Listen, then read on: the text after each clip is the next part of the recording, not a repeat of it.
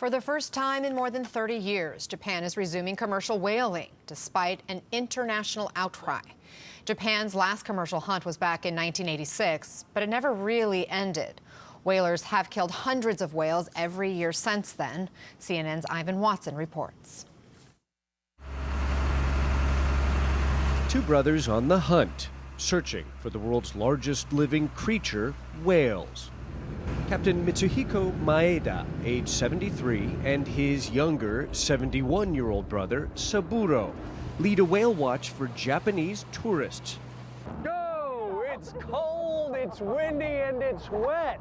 But people are paying money because they want to see these whales out in the wild. They're delighted when we spot a minke whale. Here's the thing about the Maeda brothers. More than 30 years ago, they weren't whale watchers, they were whale hunters. This is Captain Maeda back in the 1960s, when he worked with a team harpooning whales. That hunt came to an end in 1986, when the International Whaling Commission, of which Japan was a member, imposed a worldwide ban on commercial whaling.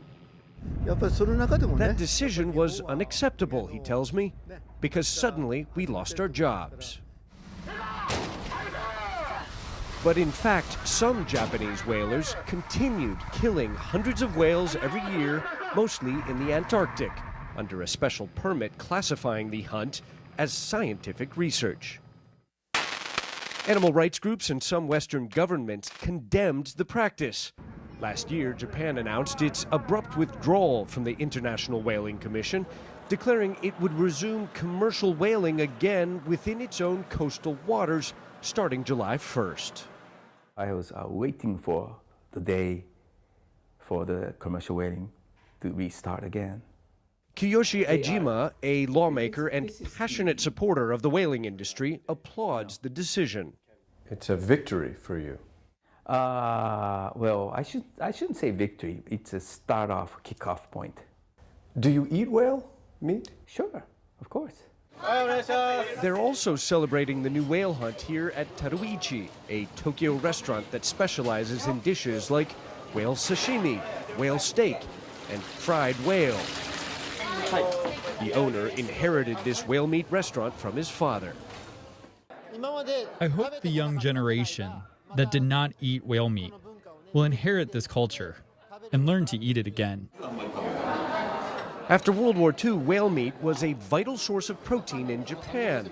But government statistics show these days very few Japanese eat any whale meat at all. There are fragile whale populations around Japan that cannot sustain commercial hunting, that cannot feed a meaningful Japanese market, even if there were one, for whale meat. Japanese supporters of whaling argue that the hunt is an important part of Japanese culture. Those supporters include Captain Maeda, the whale hunter turned whale watcher. Japan should continue whaling. I will continue whale watching tours. But the whale hunters should catch the whales. I want both to coexist. One wonders how long these two completely contradictory impulses can coexist in the waters around Japan. Ivan Watson joins us now live. Ivan, you're at that departure ceremony for this first whale hunt. What are you seeing? Anna, we've got a small fleet of Japanese whaling boats, about 5 of them, I'll let you see right here, that are going to go out for the day.